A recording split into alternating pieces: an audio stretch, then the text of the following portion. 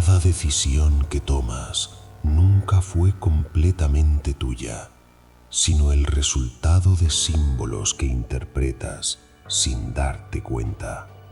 Estudios en cognición muestran que más del 90% del pensamiento humano opera mediante representaciones simbólicas. No ves la realidad tal como es, sino cómo tu mente la traduce. La Biblia del simbolismo expone ese sistema oculto, cómo se forma, cómo te condiciona y cómo ha estado moldeando tu vida desde antes de que fueras consciente de ello. Lo que consideras elecciones, creencias o incluso identidad puede que no sean más que patrones heredados.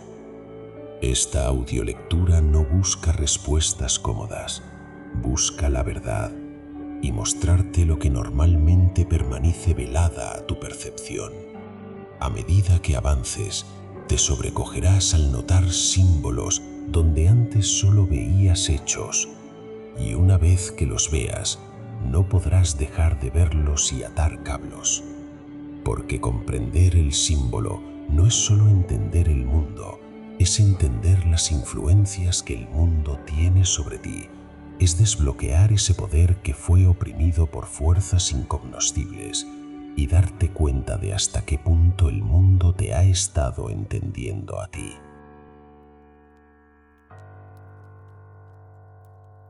Capítulo 1. Protosímbolo y génesis de la representación. Antes de que existiera el lenguaje, antes incluso de que la palabra pudiera organizar el pensamiento, el cerebro humano ya operaba bajo una lógica silenciosa, la capacidad de transformar estímulos en representaciones internas. Este proceso, aparentemente simple, constituye el nacimiento del protosímbolo. No hablamos aún de símbolos culturales ni de signos compartidos, sino de una operación biológica fundamental: convertir lo percibido en algo manipulable por la mente. Cuando un organismo asocia una silueta con peligro o una forma con alimento, no está reaccionando al objeto en sí, sino a una representación interna que lo sustituye. Esa sustitución es el primer acto simbólico. La neurociencia cognitiva ha demostrado que el cerebro no procesa la realidad de forma directa, sino mediante modelos internos construidos a partir de patrones neuronales. Estas redes, distribuidas en regiones como el córtex prefrontal y el sistema límbico, permiten anticipar, comparar y decidir. Es decir, no vemos el mundo, vemos una simulación funcional del mundo. Aquí emerge una distinción clave. Una señal es una respuesta directa a un estímulo. Un signo es una asociación aprendida, pero un símbolo es una representación que puede operar incluso en ausencia del estímulo original. Esta capacidad de abstracción es lo que permitió al humano anticipar el futuro, recordar el pasado y, eventualmente, construir cultura. Los primeros rastros de este salto aparecen en el arte rupestre. Las pinturas en cuevas no eran simples decoraciones, sino intentos de fijar experiencias en formas persistentes. Un animal dibujado no era solo un animal, era la idea del animal, su esencia capturada en trazo. Esto implica algo radical. El humano comenzó a interactuar no solo con lo que existe, sino con lo que representa. Desde una perspectiva evolutiva, esto supuso una ventaja decisiva. Aquellos individuos capaces de operar con representaciones simbólicas podían simular escenarios sin exponerse al riesgo real. Podían aprender sin experimentar directamente. Podían transmitir conocimiento sin repetir la experiencia. El símbolo, por tanto, no es un lujo intelectual, es una herramienta de supervivencia. Sin embargo, este poder introduce una grieta. Si la representación sustituye a la realidad, entonces también puede distorsionarla. Aquí se siembra una pregunta que atravesará toda la obra. Si el símbolo nace del cerebro, ¿hasta qué punto podemos reprogramarlo? Y más inquietante aún, ¿cuántas de nuestras decisiones actuales están guiadas por símbolos que no hemos elegido conscientemente? Este protosímbolo no permanece estático, evoluciona junto con la complejidad del sistema nervioso. A medida que el cerebro humano desarrolló mayor capacidad de memoria de trabajo, es decir, la habilidad de mantener y manipular información de forma activa, las representaciones internas comenzaron a encadenarse, formando estructuras más complejas. Ya no se trataba solo de asociar una forma con un peligro, sino de construir secuencias. Si ocurre esto, entonces aquello. Este es el origen de la narrativa interna. En términos técnicos, podríamos describirlo como la emergencia de modelos predictivos jerárquicos, donde el cerebro genera hipótesis sobre el entorno y las ajusta mediante una secuencia empírica de ensayo y rectificación. Este mecanismo, estudiado en teorías como el procesamiento predictivo, sugiere que el cerebro funciona como una máquina de inferencia que constantemente intenta reducir el error entre lo esperado y lo percibido. El símbolo, en este contexto, actúa como unidad de predicción. Cada imagen mental, cada concepto es una apuesta sobre la realidad. Pero aquí ocurre algo sutil y decisivo. Estas representaciones no son neutrales, están cargadas de emoción, memoria y contexto. El sistema límbico, responsable de procesar emociones, modula la intensidad y relevancia de cada símbolo. Por eso, un mismo objeto puede significar cosas radicalmente distintas para diferentes individuos. El símbolo no solo representa, también valora. Esta dimensión afectiva convierte al símbolo en un operador de conducta. No reaccionamos a lo que es, sino a lo que significa para nosotros, y ese significado es moldeable. En este punto, el arte rupestre y los primeros rituales adquieren una nueva lectura. No eran simples expresiones culturales, sino tecnologías primitivas de estabilización simbólica. Al repetir una imagen, al ritualizar una acción, se fijaba una interpretación del mundo, se creaba un marco compartido. Esto marca la transición del protosímbolo individual al símbolo colectivo, un puente que será explorado en el siguiente capítulo. Pero antes de avanzar, conviene detenerse en una implicación crítica. Si el cerebro construye la realidad a partir de símbolos, entonces modificar esos símbolos implica modificar la experiencia misma de lo real. Esta no es una afirmación metafórica, es una consecuencia directa de cómo opera la cognición. Y sin embargo, la mayoría de estos procesos ocurren fuera del umbral de la consciencia. Lo que llamamos yo es, en gran medida, el resultado de una arquitectura simbólica que no hemos diseñado deliberadamente. Así, el capítulo se cierra dejando una tensión abierta. Si el símbolo es una herramienta evolutiva que nos permitió sobrevivir, también es el filtro que limita lo que podemos percibir. La cuestión ya no es si usamos símbolos, sino si somos capaces de reconocerlos antes de que ellos nos definan. Capítulo 2. Arquitectura arquetípica y patrones universales. Existe una estructura silenciosa que precede a cualquier cultura, lenguaje o época.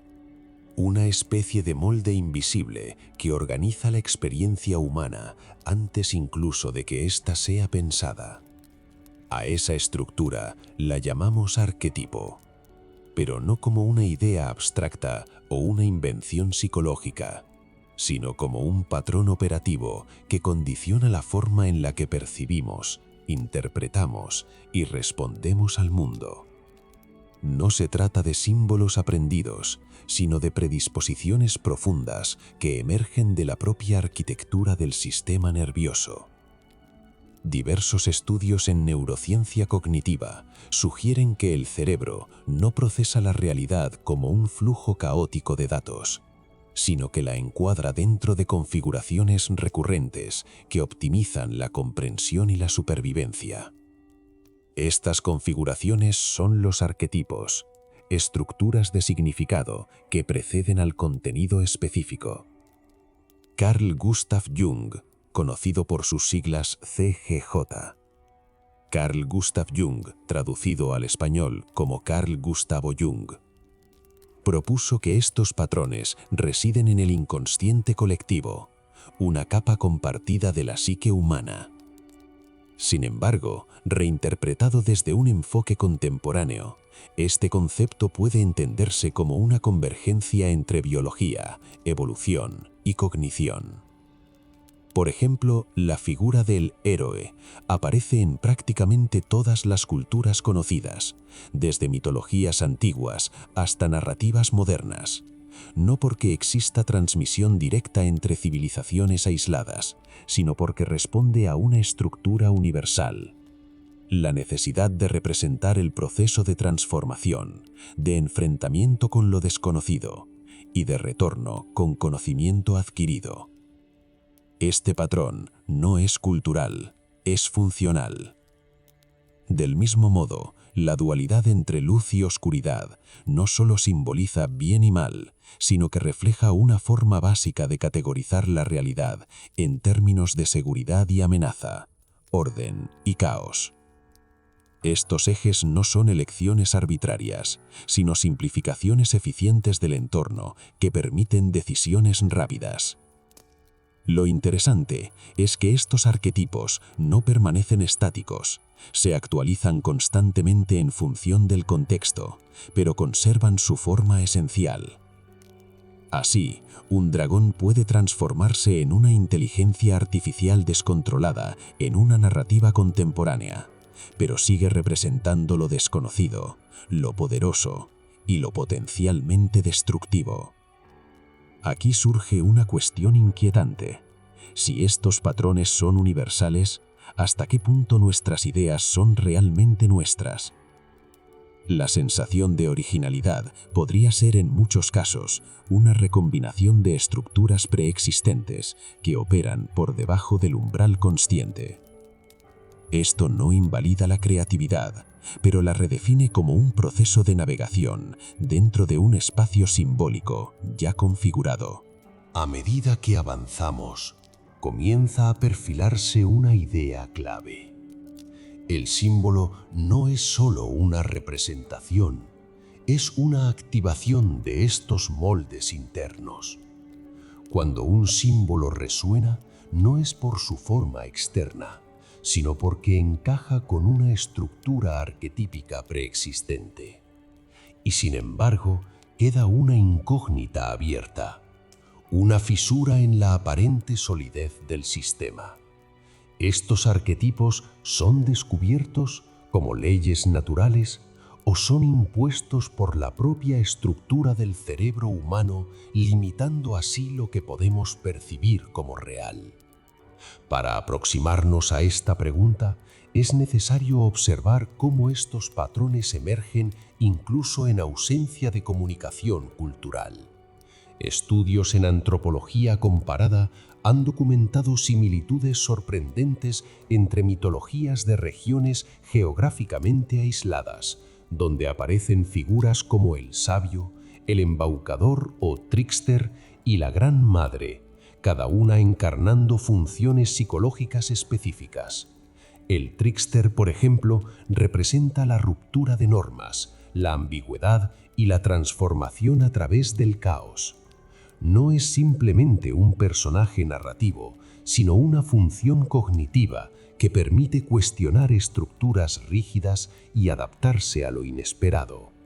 En términos computacionales, podríamos compararlo con un algoritmo de exploración que introduce variabilidad en un sistema para evitar el estancamiento.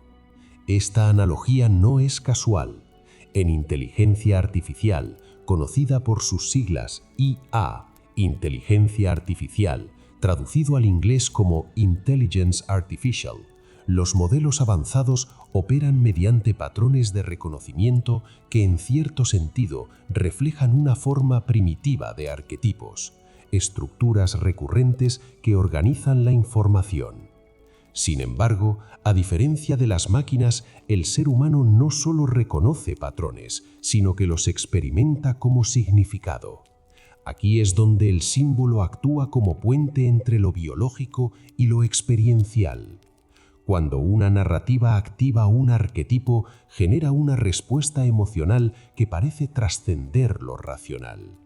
Esto explica por qué ciertas historias perduran durante siglos, mientras otras desaparecen sin dejar rastro. No es una cuestión de calidad literaria, sino de resonancia estructural. A mitad de este recorrido emerge otra implicación. Si los arquetipos organizan la percepción, entonces también delimitan lo que consideramos posible. Aquello que no encaja en estos moldes tiende a ser ignorado, rechazado o reinterpretado hasta que se ajusta a una forma conocida. Esto sugiere que nuestra visión del mundo no es un reflejo directo de la realidad, sino una proyección filtrada por estructuras internas. Y sin embargo, estas mismas estructuras son las que permiten la comprensión. Nos encontramos, por tanto, ante una paradoja. Los arquetipos son tanto una herramienta como una limitación. Al final, la cuestión inicial no se resuelve de forma binaria. Los arquetipos no son completamente descubiertos ni completamente impuestos. Emergen de la interacción entre la biología del cerebro y las condiciones del entorno. Son, en esencia, interfaces adaptativas entre el organismo y la realidad. Comprenderlos no implica liberarse de ellos, sino reconocer su influencia y aprender a navegar dentro de sus límites. Porque si el símbolo activa el arquetipo y el arquetipo organiza la experiencia, entonces el verdadero poder no reside en crear nuevos símbolos, sino en identificar cuáles están operando en silencio. Y esa identificación será la llave que, en el siguiente capítulo, permitirá intervenir directamente en el lenguaje interno de la mente. Capítulo 3. El símbolo como lenguaje operativo de la mente. El pensamiento humano no ocurre en palabras, ocurre en estructuras simbólicas que las palabras apenas rozan. Antes de que una frase se articule, ya existe una imagen, una tensión, una forma interna que organiza la experiencia. Ese proceso es silencioso, automático y profundamente determinante. Cuando recuerdas, no accedes a datos, reconstruyes símbolos. Cuando decides, no eliges entre opciones objetivas, sino entre representaciones cargadas de significado. La mente opera como un sistema de compresión, reduce la complejidad del mundo en unidades simbólicas manejables, y esas unidades son las que realmente gobiernan la conducta. La diferencia entre pensamiento literal y pensamiento simbólico no es una cuestión de estilo, sino de profundidad operativa. El pensamiento literal describe, el simbólico estructura. En este nivel, una palabra como hogar no remite a un lugar físico, sino a una red de sensaciones, memorias, expectativas y asociaciones emocionales. Esa red es el símbolo. La neurociencia sugiere que estas representaciones emergen de patrones de activación distribuidos en múltiples regiones cerebrales, integrando percepción, emoción y memoria en una sola entidad funcional. No vemos un objeto y luego le damos significado, vemos significado directamente. Aquí aparece una grieta inquietante. Si el símbolo precede a la interpretación consciente, entonces gran parte de lo que consideras pensamiento propio es en realidad una activación simbólica preconfigurada. Las creencias, en este contexto, no son ideas que eliges, sino símbolos estabilizados que se repiten hasta volverse invisibles. Un símbolo repetido deja de percibirse como símbolo y pasa a sentirse como realidad.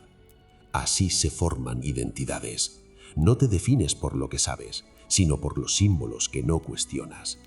El lenguaje verbal refuerza este proceso, pero también lo oculta. Las palabras funcionan como etiquetas que apuntan a estructuras mucho más complejas. Cuando alguien dice éxito, cada mente activa un símbolo distinto, construido por experiencias, cultura y expectativas. Sin embargo, la conversación continúa como si hubiera un acuerdo objetivo. Esa ilusión de entendimiento compartido es uno de los pilares de la comunicación humana y al mismo tiempo una de sus mayores distorsiones. En psicología cognitiva, los sesgos no son errores aleatorios, sino consecuencias inevitables de operar mediante símbolos. El cerebro no busca la verdad, busca coherencia simbólica. Prefiere una narrativa consistente a una realidad contradictoria. Por eso, una vez que un símbolo central se establece, todo lo demás tiende a reorganizarse a su alrededor. Cambiar de opinión no implica adquirir nuevos datos, sino alterar la arquitectura simbólica que los sostiene. Y eso rara vez ocurre de forma superficial. Aquí surge una pregunta que no es cómoda. Si tus pensamientos están construidos sobre símbolos que no diseñaste conscientemente, ¿hasta qué punto eres el autor de tu mente?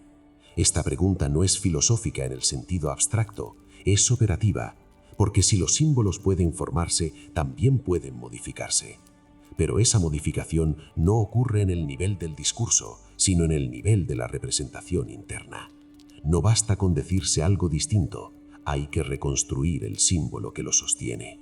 La visualización, por ejemplo, no es una técnica motivacional, es una intervención directa sobre el sistema simbólico.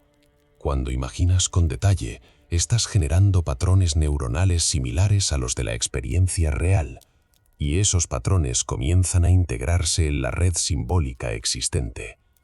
Con el tiempo, lo imaginado puede adquirir el mismo peso operativo que lo vivido. Esto explica por qué ciertas memorias parecen más intensas que otras, independientemente de su veracidad objetiva. La mente no distingue con precisión entre lo experimentado y lo representado con suficiente carga simbólica. En este punto, el símbolo deja de ser un simple intermediario y se convierte en un modulador de realidad percibida. Algo similar ocurre con el lenguaje interno. El diálogo que mantienes contigo mismo no es solo narrativo, es estructural.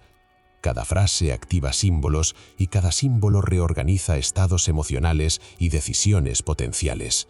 Decirse «no puedo» no es una descripción, es la activación de un sistema simbólico de limitación que filtra posibilidades antes de que sean evaluadas.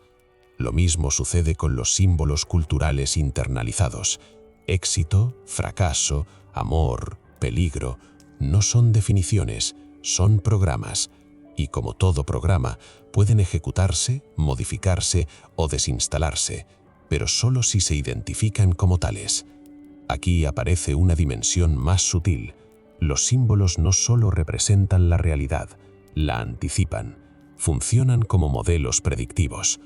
El cerebro, según múltiples teorías contemporáneas, opera como un sistema de predicción que constantemente genera hipótesis sobre lo que va a ocurrir. Esas hipótesis son simbólicas. Ves lo que esperas ver, no porque el mundo sea estático, sino porque tu sistema simbólico filtra la percepción en tiempo real. Esto explica por qué dos personas pueden experimentar la misma situación de formas radicalmente distintas. No comparten el mismo mundo simbólico, aunque compartan el mismo entorno físico. En inteligencia artificial, conocida como AI, Artificial Intelligence, inteligencia artificial, se observa un fenómeno paralelo.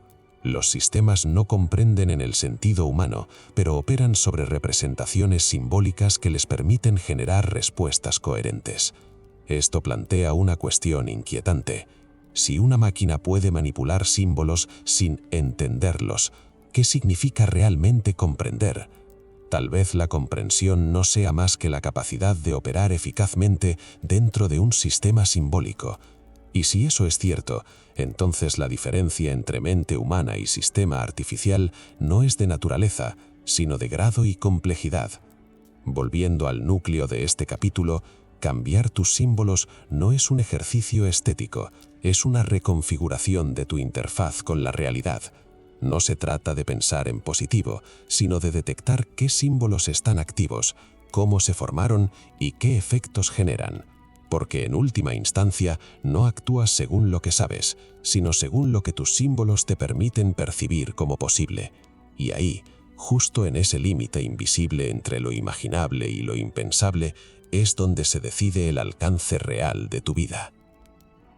Capítulo 4. Sistemas simbólicos y estructuras de poder. Toda sociedad descansa sobre una infraestructura invisible que rara vez se cuestiona.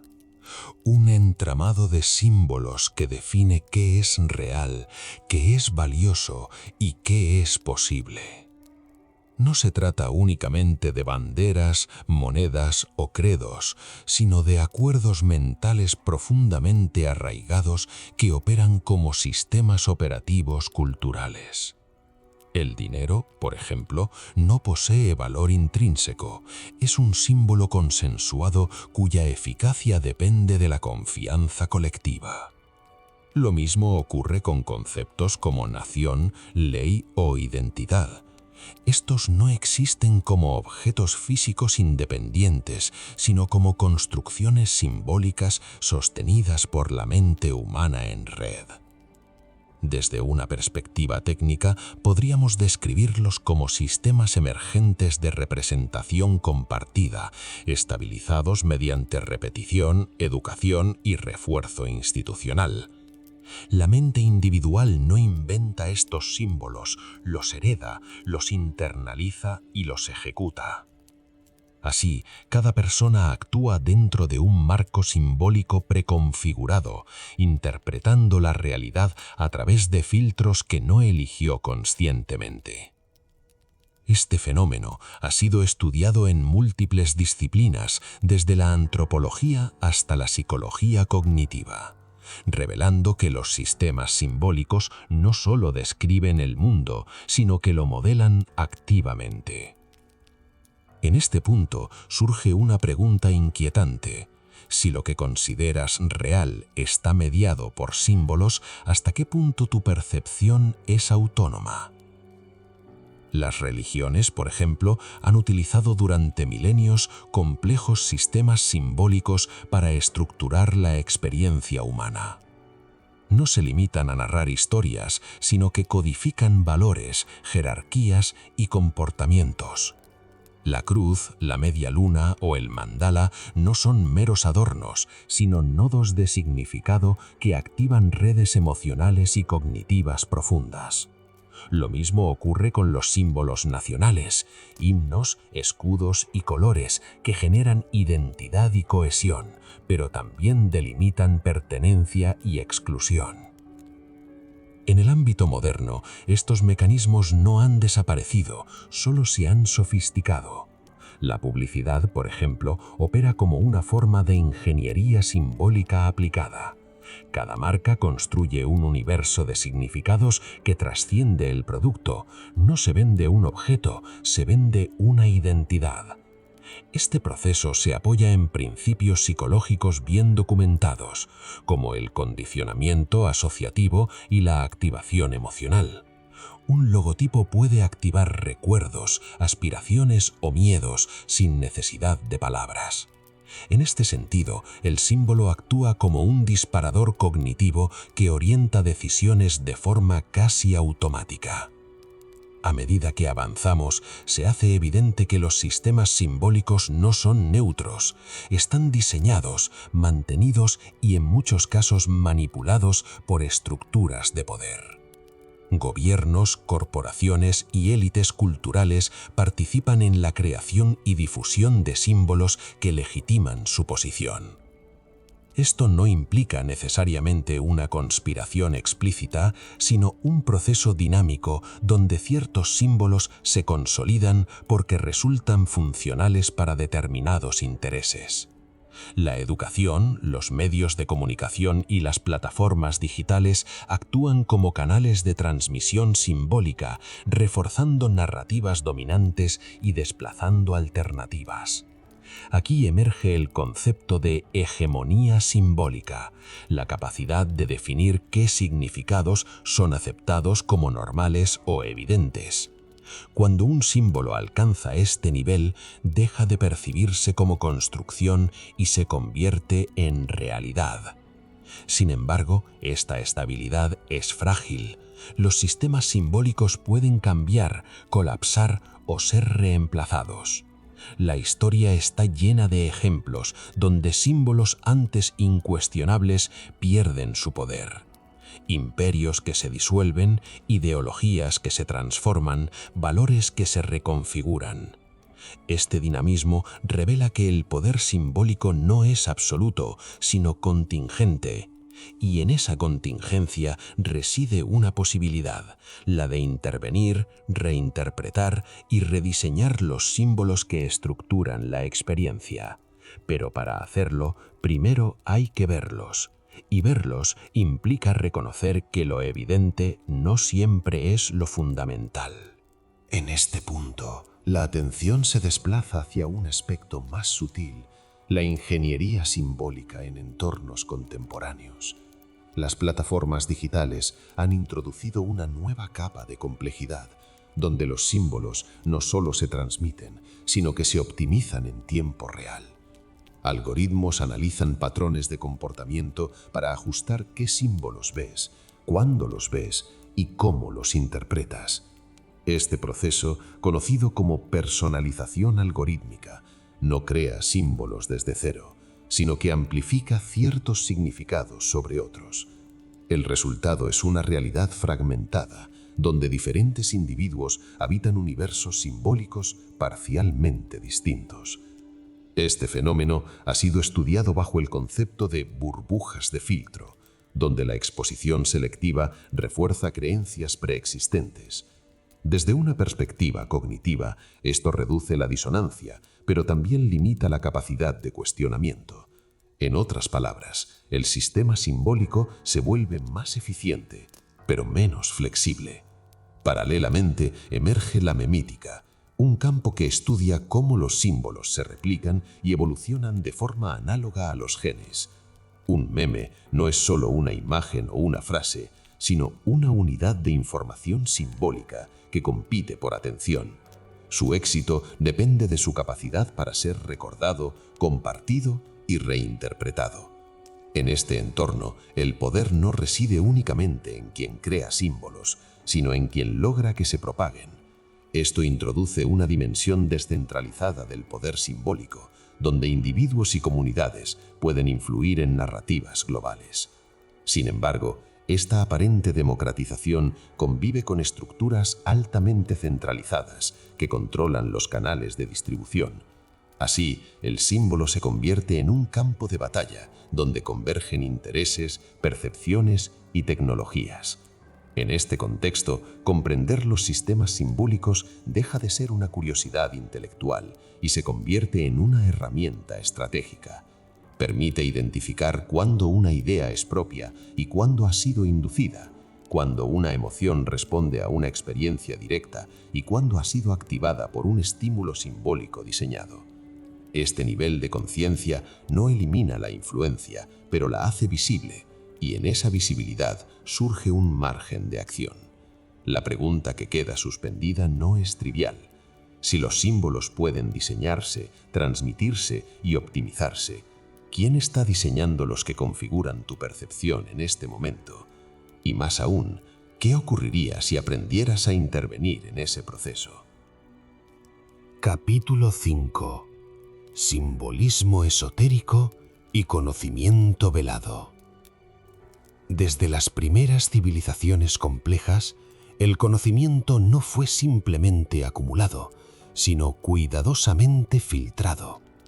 No todo debía ser comprendido por todos al mismo tiempo. El simbolismo esotérico emerge precisamente de esa necesidad. No ocultar por elitismo, sino proteger por estructura. Un símbolo esotérico no es un acertijo arbitrario, sino un contenedor de múltiples capas de significado que se revelan progresivamente según la capacidad interpretativa del observador. Esta idea, lejos de ser mística en exceso, encuentra paralelos en la pedagogía moderna. No se enseña cálculo avanzado a quien aún no domina la aritmética. En este sentido, el lenguaje hermético funciona como un sistema de compresión del conocimiento. Textos aparentemente simples contienen estructuras profundas que solo se activan cuando la mente está preparada. Aquí aparece el principio de doble lectura, una superficial, accesible y funcional, y otra profunda, simbólica y transformadora. La alquimia es uno de los ejemplos más sofisticados de este fenómeno, tradicionalmente interpretada como la búsqueda de convertir plomo en oro. Su dimensión simbólica revela un proceso interno de transformación psicológica y cognitiva. El plomo representa estados densos de conciencia, automatismos, ignorancia estructural. El oro, en cambio, simboliza coherencia, claridad y percepción integrada. No es casualidad que muchos textos alquímicos parezcan deliberadamente confusos. No lo son. Están diseñados para impedir una comprensión literal y forzar una interpretación simbólica. Este mecanismo evita que el conocimiento sea mal utilizado y al mismo tiempo entrena la mente en la decodificación. La geometría sagrada opera bajo una lógica similar. Formas como el círculo, el triángulo o la espiral no son solo construcciones matemáticas, sino representaciones condensadas de principios universales. El círculo no tiene inicio ni fin y por ello simboliza totalidad y continuidad. La espiral introduce el concepto de evolución dentro de repetición, un patrón observable tanto en galaxias como en estructuras biológicas. Estas formas actúan como interfaces entre lo abstracto y lo perceptible. Cuando se contemplan de forma sostenida, no solo se entienden, sino que se experimentan. Este es un punto clave. El simbolismo esotérico no busca únicamente ser interpretado, sino internalizado. Los rituales funcionan como activadores de este proceso. Lejos de ser actos irracionales, son secuencias estructuradas que sincronizan atención, emoción y significado. Al repetir un gesto, una palabra o una secuencia, el cerebro refuerza conexiones neuronales asociadas a ese símbolo. Es un fenómeno estudiado en neurociencia bajo el concepto de plasticidad sináptica. Cada repetición fortalece la asociación hasta que el símbolo deja de ser externo y pasa a formar parte del sistema interno de referencia. Aquí se desdibuja la frontera entre lo psicológico y lo simbólico. No se trata de creer en el símbolo, sino de reconocer su capacidad para reorganizar la percepción. Sin embargo, es crucial distinguir entre lo secreto y lo oculto. Lo secreto implica una barrera externa. Alguien decide que no tengas acceso. Lo oculto, en cambio, está a la vista, pero no es percibido como significativo. El simbolismo esotérico pertenece a esta segunda categoría. No está escondido, está desapercibido. Y esto introduce una pregunta inquietante que se proyecta hacia el siguiente nivel de comprensión. Si el conocimiento siempre ha estado presente en forma simbólica, ¿cuántas estructuras de significado atraviesan tu vida diaria sin ser reconocidas como tales? En este punto, la atención se desplaza desde el símbolo como objeto hacia el observador como intérprete activo. La capacidad de decodificación no es innata, se entrena. Y ese entrenamiento implica una reconfiguración de los patrones de percepción. Tradiciones herméticas han insistido durante siglos en una idea que hoy comienza a validarse desde la psicología cognitiva. No vemos lo que está ahí, vemos lo que estamos preparados para reconocer. Este principio explica por qué un mismo símbolo puede ser irrelevante para una persona y profundamente transformador para otra. No es el símbolo el que cambia, es la estructura interna que lo interpreta. En este contexto, El lenguaje esotérico actúa como catalizador de expansión cognitiva, obliga a abandonar la interpretación literal y a operar en múltiples niveles simultáneamente. Esta habilidad, conocida como pensamiento abstracto avanzado, está directamente relacionada con la creatividad, la resolución de problemas complejos y la flexibilidad mental. Es decir, el simbolismo esotérico no solo transmite conocimiento, entrena capacidades. Un ejemplo contemporáneo puede observarse en ciertos lenguajes de programación. A simple vista, son secuencias de caracteres sin significado aparente, pero para quien comprende su estructura, representan instrucciones precisas que pueden construir sistemas completos. El símbolo, en este caso, no describe la realidad, la ejecuta. Esta transición del símbolo como representación al símbolo como operador es fundamental y conecta directamente con una cuestión más profunda que se desarrollará posteriormente. Si los símbolos pueden modificar sistemas externos como máquinas, ¿hasta qué punto pueden reconfigurar sistemas internos como la mente? Volviendo al ámbito esotérico, muchas escuelas iniciáticas estructuraban su enseñanza en grados, no por jerarquía social, sino por capacidad de integración simbólica. Cada nivel no añadía más información, sino más profundidad a la misma información. Este modelo contrasta con el enfoque moderno de acumulación de datos. Aquí, menos contenido puede implicar más comprensión si se procesa correctamente. El símbolo, en su forma más refinada, actúa como un nodo de alta densidad informativa. Un solo signo puede contener lo que cientos de páginas no logran transmitir de forma lineal. Pero esta eficiencia tiene un coste, exige participación activa. No puedes consumirlo pasivamente. Debes interactuar, cuestionar, reinterpretar. Y en ese proceso, algo cambia, no en el símbolo, sino en quien lo observa. La cuestión ya no es si el conocimiento está oculto, sino si estás dispuesto a desarrollar la capacidad para verlo. Capítulo 6. Ciencia del símbolo. Entre neuronas y significado.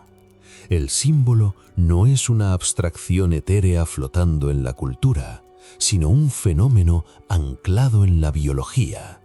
Cada vez que reconoces una palabra, interpretas un gesto o reaccionas ante una imagen, millones de neuronas sincronizan su actividad para construir una representación que no existe físicamente, pero que resulta operativamente real. Este proceso ocurre en redes distribuidas del cerebro, donde patrones eléctricos codifican asociaciones entre estímulos y significados. La neurociencia cognitiva ha demostrado que el cerebro no almacena símbolos como entidades aisladas, sino como configuraciones dinámicas dentro de redes neuronales. Estas redes funcionan mediante activación conjunta.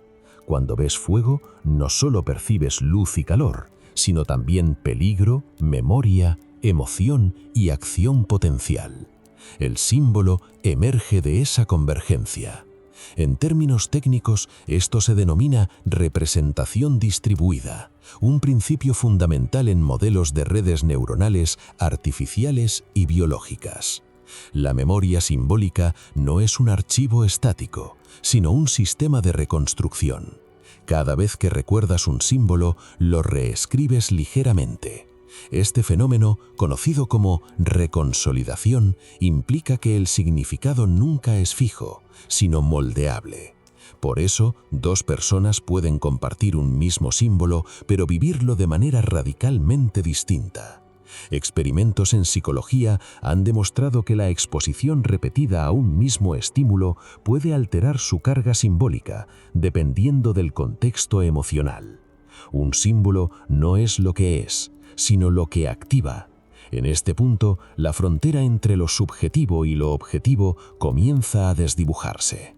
La ciencia ha identificado estructuras clave como el hipocampo y la corteza prefrontal en la manipulación de símbolos, especialmente en tareas de abstracción y toma de decisiones. Estas regiones permiten simular escenarios futuros, lo que convierte al símbolo en una herramienta predictiva. No solo interpretas el mundo, lo anticipas simbólicamente. Aquí aparece un detalle inquietante. Gran parte de estas simulaciones ocurren fuera de la conciencia. El cerebro genera modelos internos antes de que decidas conscientemente. Esto implica que el símbolo actúa como intermediario entre percepción y acción, pero también como filtro invisible. Si ese filtro está sesgado, tu realidad también lo estará. Este principio se evidencia en ilusiones cognitivas, donde el cerebro prioriza coherencia simbólica sobre precisión sensorial. No ves lo que hay, ves lo que tiene sentido para tu sistema simbólico. Ahora bien, si el símbolo tiene una base neuronal, ¿puede medirse? La respuesta es sí, parcialmente. Técnicas como la resonancia magnética funcional, conocida como fMRI, que significa Functional Magnetic Resonance Imaging, en español, imagen por resonancia magnética funcional, permiten observar qué áreas del cerebro se activan ante ciertos estímulos simbólicos. Estudios han mostrado que símbolos abstractos, como números o conceptos matemáticos, activan regiones distintas a las que procesan imágenes concretas. Esto sugiere que el cerebro posee múltiples capas de simbolización, desde lo sensorial hasta lo altamente abstracto. En matemáticas, por ejemplo, el símbolo alcanza su forma más pura.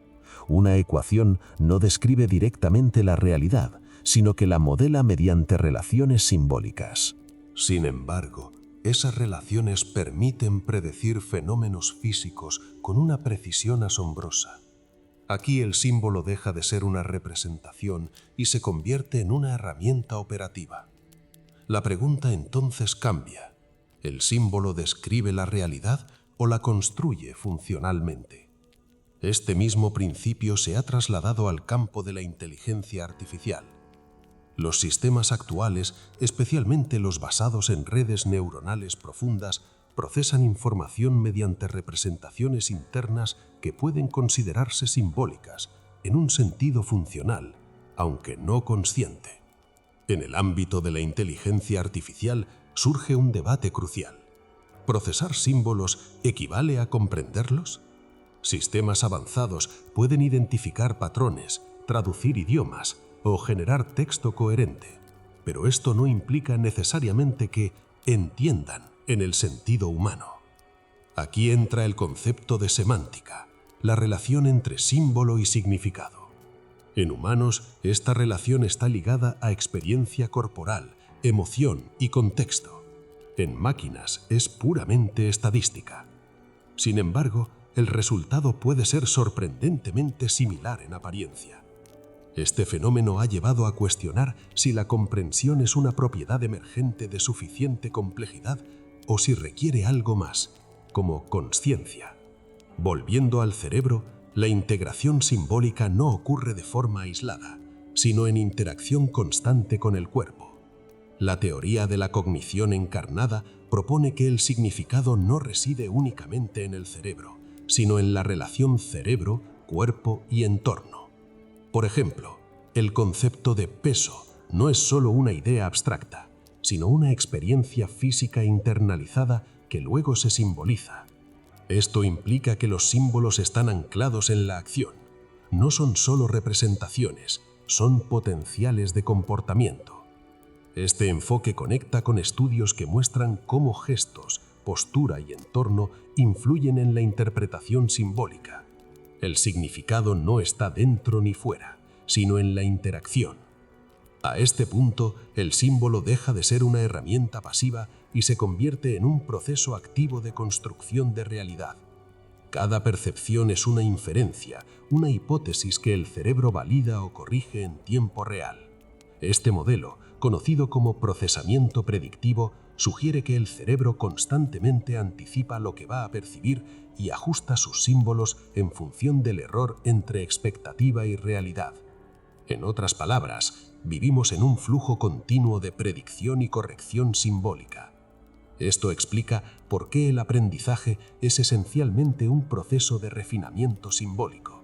Cuanto más precisa es tu red de símbolos, más afinada es tu interacción con el mundo. Pero también implica un riesgo. Sistemas simbólicos rígidos generan percepciones limitadas.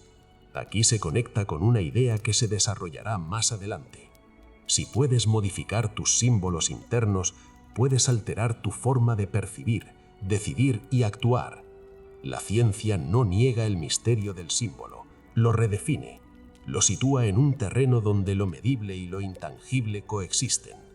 Porque aunque podamos mapear activaciones neuronales, aún no podemos reducir completamente el significado a electricidad. Y en ese margen, entre lo que se puede medir y lo que se experimenta, es donde el símbolo revela su naturaleza más profunda. No como objeto, sino como puente. Un puente entre neuronas y mundo, entre dato y sentido, entre lo que es y lo que interpretas que es. Y si ese puente puede ser comprendido, entonces también puede ser diseñado. Capítulo 7. Simbolismo en la percepción de la realidad.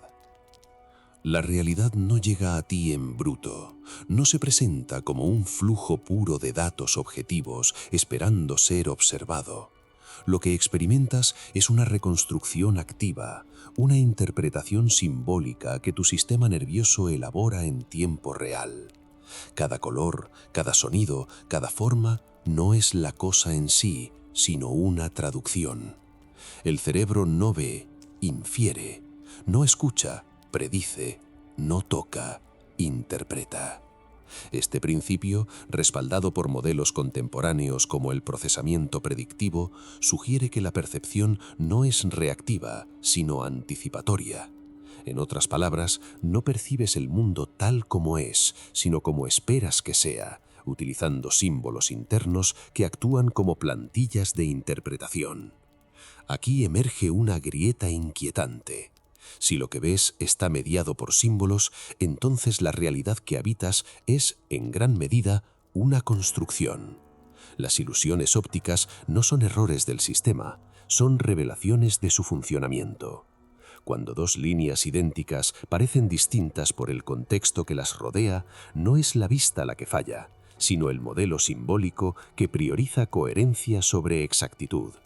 Este mismo mecanismo se extiende a niveles más complejos. Prejuicios, creencias, ideologías. No son simplemente ideas, son filtros simbólicos que reorganizan la percepción para hacerla compatible con una narrativa interna. Así, dos personas pueden observar el mismo evento y habitar realidades distintas sin que ninguna esté completamente equivocada ni completamente acertada. La percepción se convierte entonces en un espacio de negociación entre lo externo y lo interno, donde el símbolo actúa como mediador silencioso. Este mediador no solo simplifica la realidad, la redefine. El tiempo, por ejemplo, no es una dimensión física abstracta, sino una secuencia simbólica de pasado, presente y futuro, organizada en función de la memoria y la anticipación. El espacio, igualmente, no es una extensión continua, sino un mapa simbólico construido a partir de referencias, límites y relaciones. Incluso el yo que experimentas es un símbolo, una narrativa coherente que integra sensaciones, recuerdos y expectativas en una identidad aparentemente estable.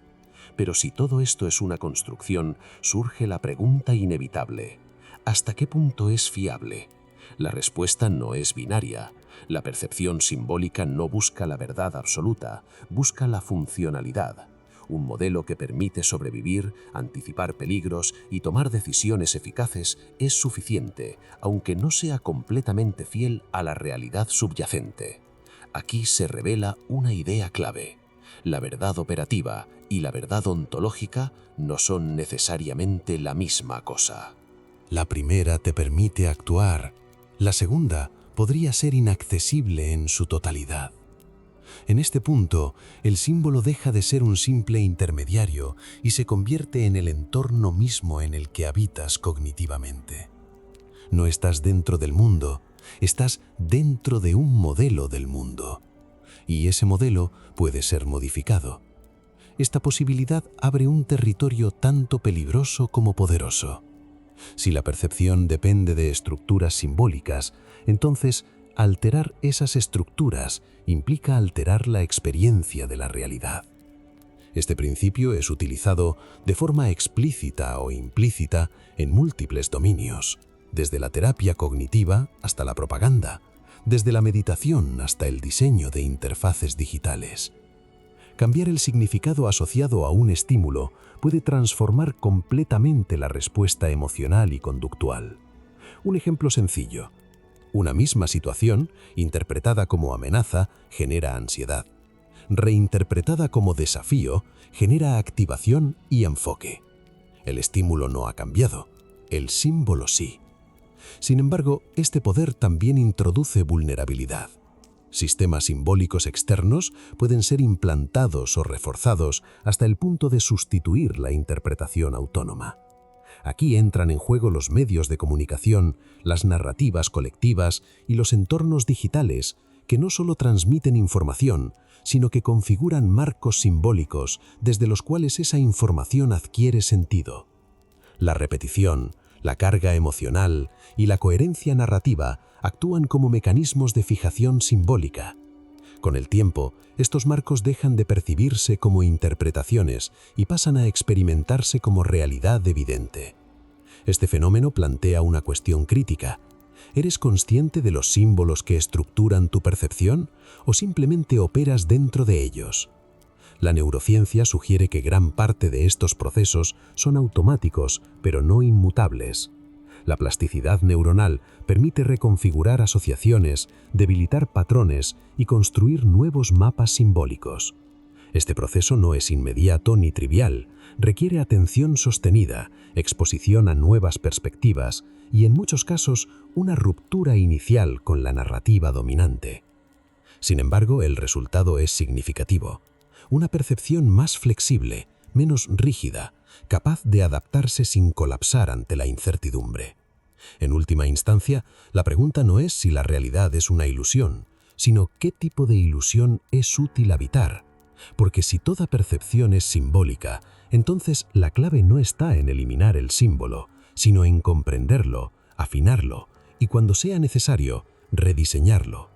Y en ese acto, casi imperceptible pero decisivo, se redefine no solo lo que ves, sino lo que eres capaz de ver. Capítulo 8. El símbolo en la narrativa y el storytelling. Las historias no se limitan a entretener, operan como arquitecturas invisibles que reorganizan la mente mientras creemos simplemente estar observando. Cada relato eficaz, desde un mito ancestral hasta una superproducción contemporánea, funciona como un sistema simbólico cuidadosamente ensamblado que activa patrones profundos de interpretación. No recordamos escenas, recordamos significados condensados en imágenes, el viaje, la caída, la transformación. Estas estructuras no son arbitrarias, responden a configuraciones recurrentes que el cerebro reconoce como relevantes para la supervivencia y la identidad. Por eso, cuando una narrativa está bien construida, genera una sensación extraña de familiaridad, como si ya hubiera sido vivida. El llamado viaje del héroe no es una fórmula literaria, sino un mapa simbólico de reorganización psicológica. Inicio, ruptura, descenso, prueba, retorno. Cada fase activa tensiones internas que mantienen la atención en un estado de expectativa sostenida. En términos cognitivos, esto se traduce en una secuencia de predicción y corrección, donde el cerebro intenta anticipar lo que ocurrirá y ajusta constantemente sus modelos internos. Esa fricción entre lo esperado y lo inesperado es el núcleo de la atención narrativa. El símbolo aquí actúa como un nodo de compresión, Una espada no es solo un objeto, es decisión, conflicto, poder. Una puerta no es solo una estructura, es transición, riesgo, posibilidad. El espectador no necesita que se le explique, porque ya ha internalizado ese código. Sin embargo, lo más relevante no es la existencia de estos símbolos, sino su capacidad para activar estados emocionales precisos. Una escena cargada de simbolismo puede inducir tensión, alivio o trascendencia sin recurrir a explicaciones explícitas. Esto conecta directamente con mecanismos de lo que en psicología se denomina priming, es decir, la activación previa de ciertas asociaciones que condicionan la interpretación posterior. En narrativa, cada elemento simbólico prepara el terreno para el siguiente, generando una cadena de significados que se refuerzan entre sí. Aquí emerge el concepto de micro y macro ganchos, pequeñas preguntas internas que se abren y cierran a lo largo del relato, y grandes incógnitas que sostienen la estructura completa. Un personaje que duda, un objeto que aparece sin explicación, una frase incompleta, todos son dispositivos simbólicos que mantienen al cerebro en estado de búsqueda activa. Y cuanto más tiempo permanece ese estado sin resolución, mayor es la implicación emocional. Este fenómeno no es accidental, es una forma de inducción atencional que roza lo hipnótico. De hecho, estudios en neurociencia han mostrado que durante una narrativa absorbente disminuye la actividad en regiones asociadas al pensamiento crítico inmediato, permitiendo una mayor receptividad a las ideas implícitas. No se trata de manipulación en un sentido trivial, sino de una apertura temporal del sistema interpretativo. Es en ese espacio donde los símbolos operan con mayor eficacia. Por eso ciertas historias no se olvidan, no porque sean complejas, sino porque han logrado sincronizar múltiples capas simbólicas en un flujo coherente. Cine, literatura y tradición oral comparten este mismo principio, aunque con diferentes medios. En el cine, la imagen y el sonido permiten una densidad simbólica simultánea. En la literatura, la palabra construye progresivamente ese mismo entramado. En la oralidad, el ritmo y la repetición refuerzan la memorización simbólica. En todos los casos, el objetivo es el mismo: mantener la atención mientras se reorganiza el significado interno del receptor.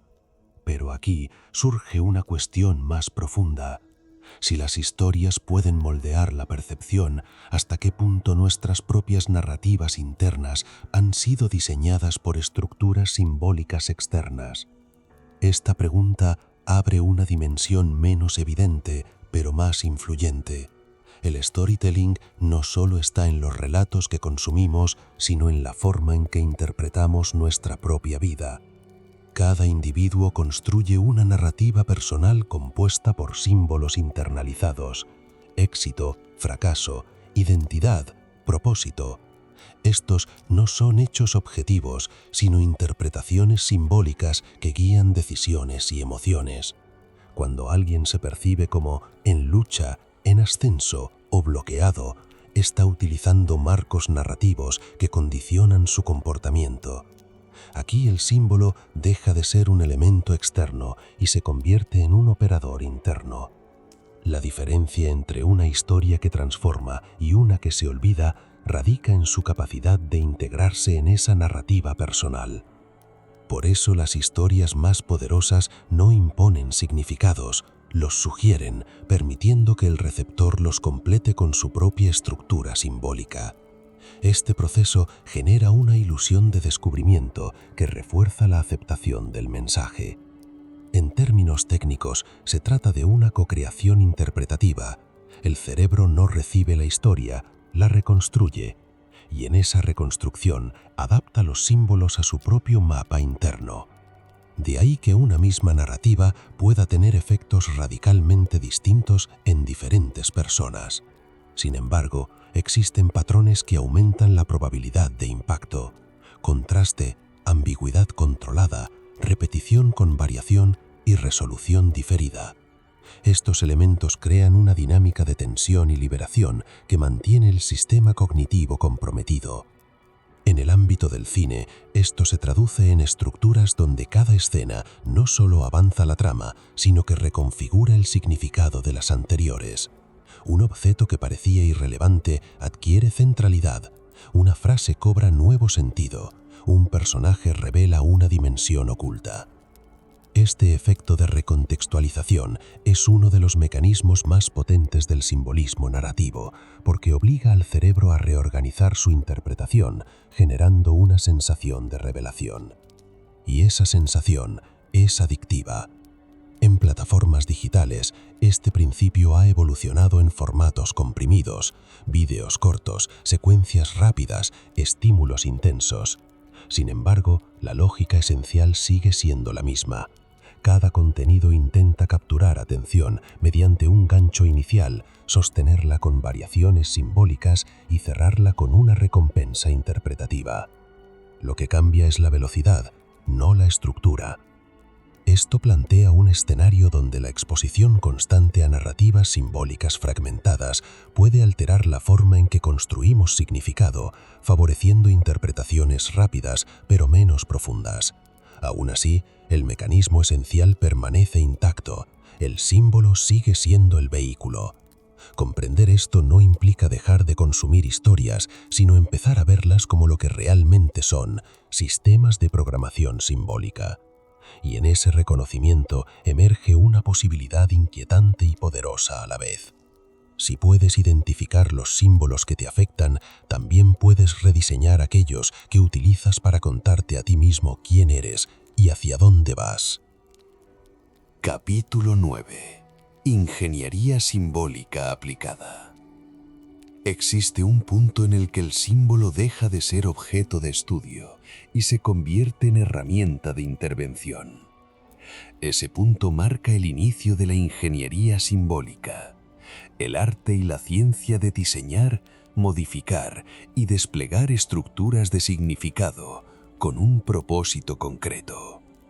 No se trata de manipulación superficial, sino de una reconfiguración profunda de los códigos internos que determinan cómo percibes, decides y actúas. Cada creencia que sostienes no es más que un símbolo estabilizado en tu sistema cognitivo, una representación que ha sido reforzada por repetición, emoción y contexto. Cambiar una creencia no implica debatirla, implica rediseñar el símbolo que la sostiene. Aquí emerge una distinción crítica.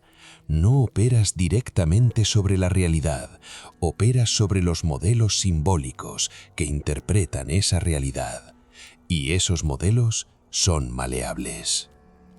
La programación simbólica comienza con la identificación de patrones internos. ¿Qué imágenes mentales acompañan tus decisiones? ¿Qué palabras activan respuestas automáticas? ¿Qué asociaciones invisibles vinculan esfuerzo con dolor o éxito con amenaza? Estas conexiones no son aleatorias, forman redes que pueden mapearse y modificarse. En psicología cognitiva, este proceso se relaciona con la reestructuración cognitiva, pero aquí se amplía hacia un enfoque más integral, donde imagen, emoción y narrativa convergen. El símbolo no es solo pensamiento, es experiencia comprimida. Cuando rediseñas un símbolo, no solo cambias una idea, alteras la respuesta emocional que lo acompaña. En este contexto, técnicas como la visualización dejan de ser ejercicios abstractos y se convierten en herramientas de ingeniería. Visualizar no es imaginar sin más, es instalar símbolos futuros en el presente para que el sistema nervioso comience a tratarlos como referencias válidas. Estudios en neurociencia han mostrado que el cerebro activa patrones similares cuando imagina una acción y cuando la ejecuta, lo que sugiere que la representación simbólica tiene efectos fisiológicos medibles. Esto abre una puerta. Puedes entrenar tu sistema simbólico antes de que la realidad externa lo exija. En paralelo, el lenguaje juega un papel decisivo. Cada palabra es un vector simbólico que arrastra significados implícitos. No es lo mismo decir intentar que ejecutar, ni problema que sistema optimizar. Estas variaciones no son estéticas, son operativas. Modifican la disposición mental y la percepción de control. La ingeniería simbólica aplicada al lenguaje se utiliza en disciplinas como la programación neurolingüística, conocida como PNL, programación neurolingüística, que en inglés es Neuro Linguistic Programming y en español se traduce como programación neurolingüística, donde se trabaja con patrones lingüísticos para alterar estados internos. Sin embargo, más allá de cualquier marco específico, el principio es universal. Quien controla el símbolo, controla la interpretación, y quien controla la interpretación, influye en la acción. A medida que este conocimiento se expande, su aplicación trasciende lo individual y entra en el terreno de la identidad y la comunicación.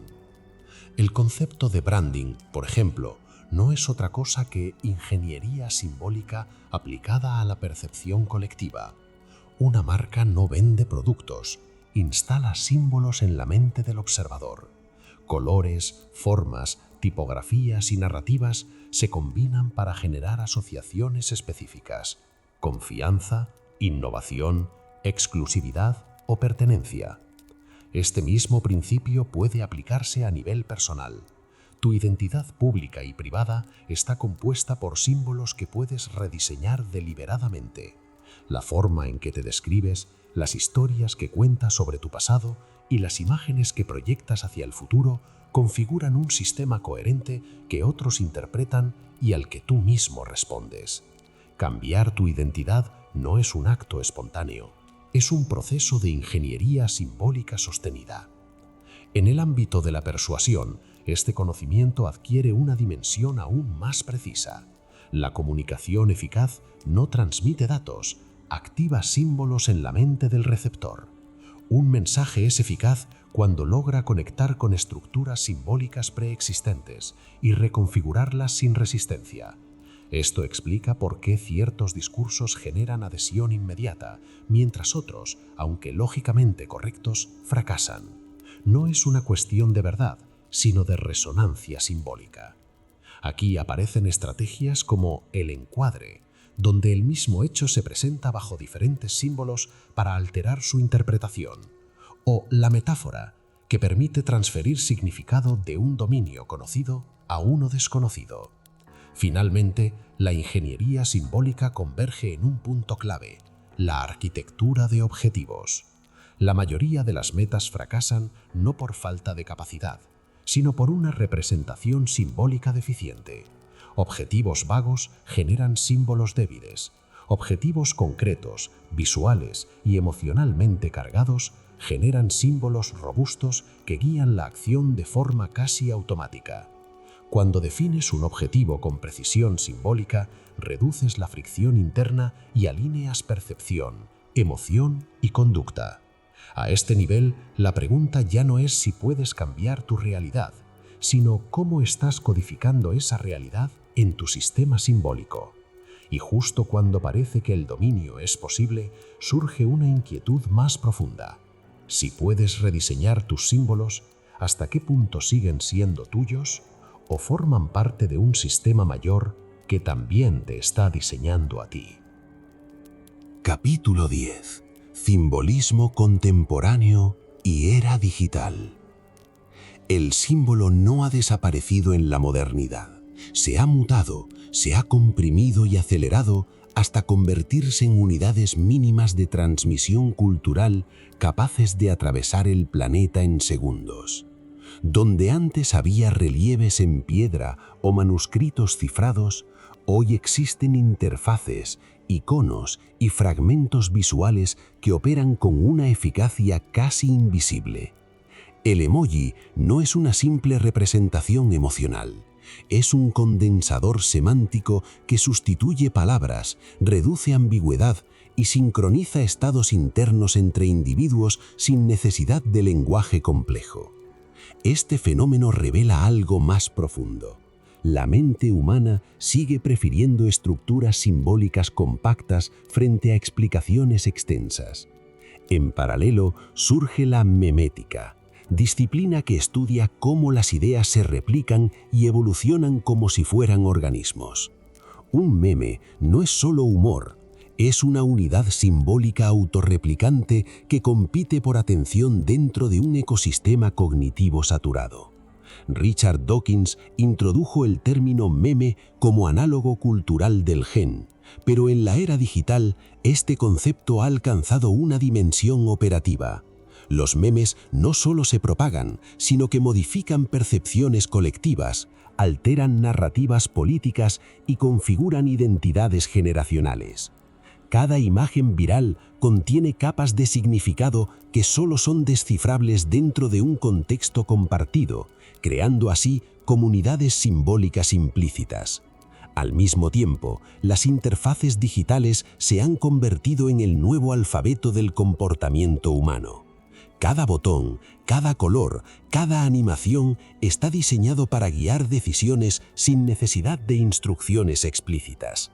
Esto se conoce como diseño persuasivo, una rama que combina psicología cognitiva y experiencia de usuario para estructurar entornos donde el símbolo sustituye a la orden directa. El icono de una papelera no necesita explicación, activa una asociación inmediata con eliminación. El gesto de deslizar hacia la derecha o izquierda encapsula decisiones complejas en movimientos simples. Aquí el símbolo no representa la acción, la ejecuta. Esta transición marca un punto crítico. El símbolo deja de ser descriptivo para volverse operativo.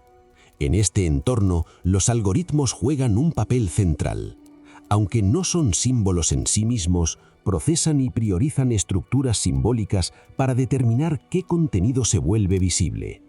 Un algoritmo es una secuencia finita de instrucciones, pero en el contexto digital actúa como un curador invisible de significado. Decide qué símbolos ves, en qué orden y con qué frecuencia, moldeando así tu percepción del mundo sin intervención consciente. Cuando se habla de IA, es necesario precisar: IA significa Artificial Intelligence, inteligencia artificial. Estos sistemas, especialmente los modelos de lenguaje, operan sobre patrones simbólicos, identificando relaciones estadísticas entre palabras, imágenes y conceptos. No comprenden en el sentido humano, pero simulan comprensión mediante correlaciones complejas. Esto plantea una pregunta inquietante. Si una máquina puede manipular símbolos con tal precisión que parece entenderlos, ¿dónde reside realmente la comprensión? La frontera entre procesamiento y significado comienza a difuminarse. En paralelo, la realidad virtual y aumentada están expandiendo el campo simbólico hacia dimensiones inmersivas. Ya no interactuamos solo con representaciones bidimensionales, sino con entornos completos donde cada objeto es un símbolo funcional. Un espacio virtual no es simplemente una simulación, es un sistema simbólico coherente donde las reglas físicas pueden ser redefinidas. Esto permite experimentar realidades alternativas que, aunque artificiales, generan respuestas emocionales auténticas. El cerebro no distingue con precisión entre una experiencia simbólica intensa y una experiencia física directa, lo que convierte a estos entornos en herramientas poderosas para aprendizaje, manipulación o transformación personal. Sin embargo, esta expansión también introduce riesgos. La sobreexposición a sistemas simbólicos diseñados puede erosionar la capacidad de interpretación autónoma. Cuando todo está preconfigurado, la mente deja de explorar y comienza a consumir. En este punto emerge una inversión silenciosa. Ya no solo creamos símbolos, sino que los sistemas simbólicos nos crean a nosotros. Cada interacción digital refuerza patrones de comportamiento que son registrados, analizados y reutilizados para ajustar futuras experiencias.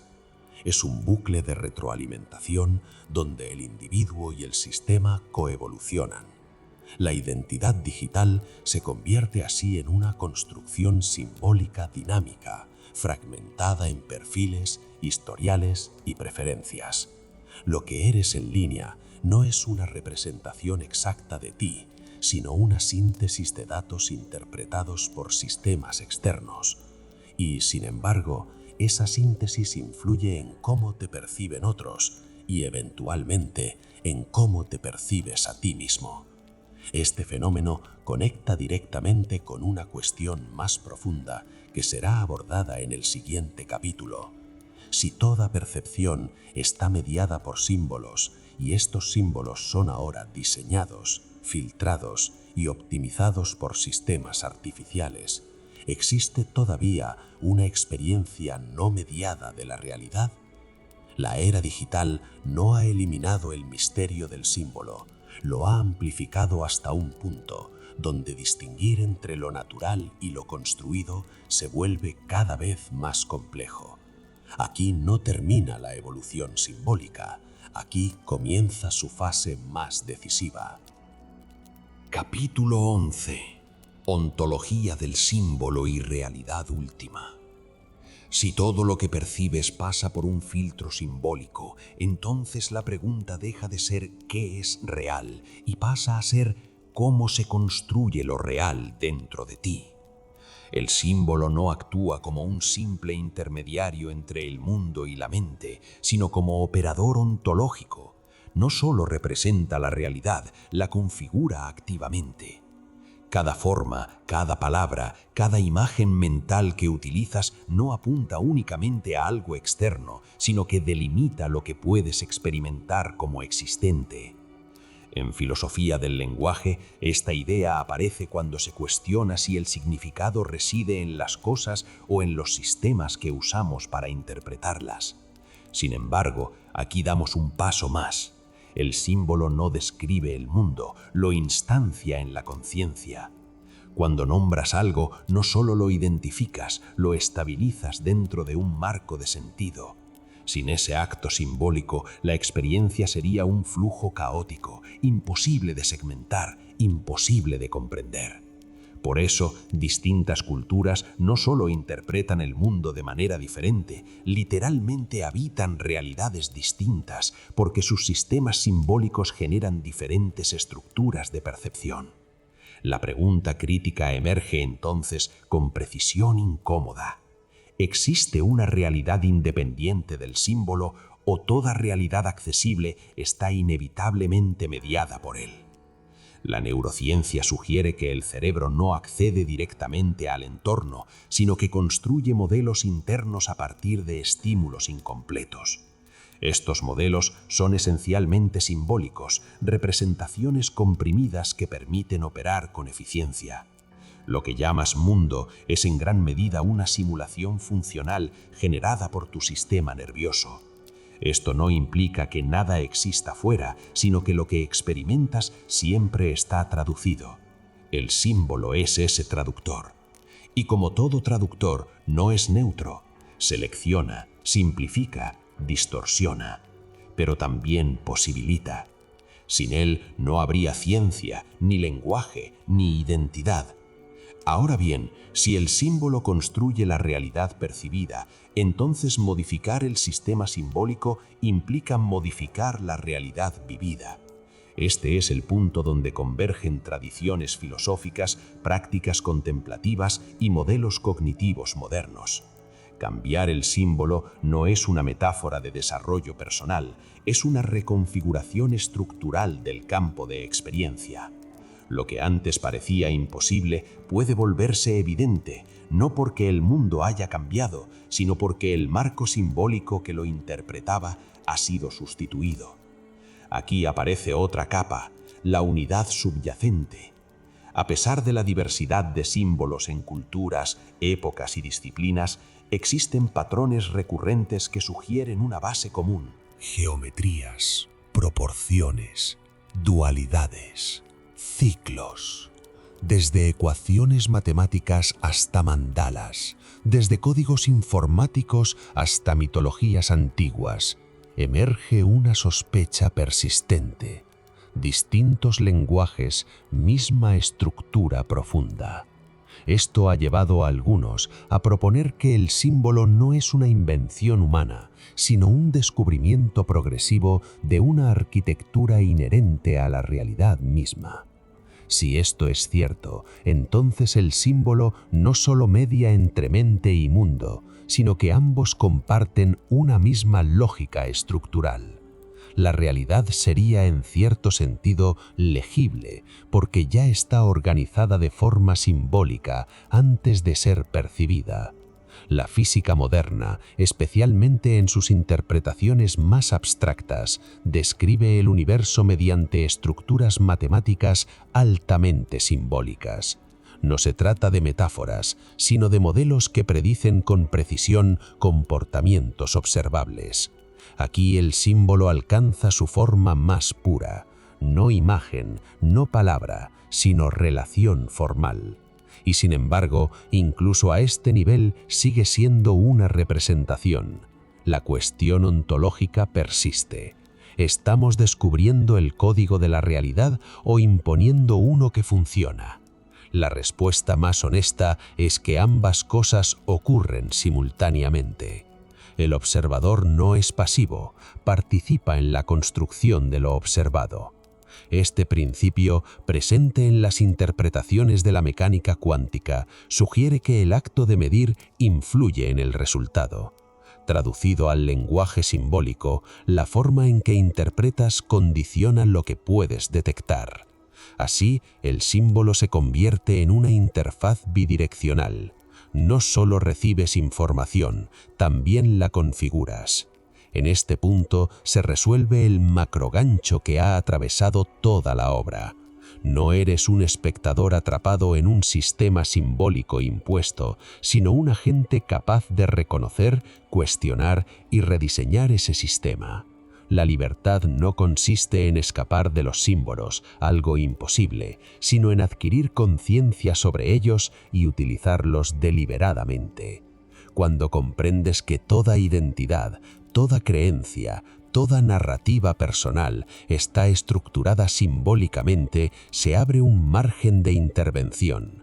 Puedes observar tus propios símbolos operando en tiempo real, las imágenes que asocias al éxito, al miedo, al futuro. Y al hacerlo, introduces una variable nueva, la elección. No absoluta, no ilimitada, pero sí suficiente para alterar trayectorias. La ontología del símbolo no es un ejercicio abstracto, es una herramienta de navegación existencial. En el cruce de interpretación y realidad, donde cada percepción es ya una construcción, emerge un espacio sutil pero decisivo. Ahí es donde se redefine lo posible. Porque en última instancia no ves el mundo tal como es, sino tal como puedes simbolizarlo, y en ese acto silencioso y constante estás participando en la creación de tu propia realidad. El símbolo no es un adorno del pensamiento, es su estructura esencial. A lo largo de este recorrido, se ha revelado como herramienta evolutiva, mecanismo cognitivo, sistema de poder y vía de acceso a niveles más profundos de comprensión. Desde lo primitivo hasta lo digital, su presencia es constante y decisiva. Comprenderlo implica dejar de ser un intérprete pasivo y convertirse en un arquitecto consciente del significado. La pregunta final ya no es ¿qué significan los símbolos?, sino ¿quién decide su significado en tu mente? Porque en ese punto exacto, donde interpretación y realidad se entrelazan, es donde verdaderamente comienza la libertad.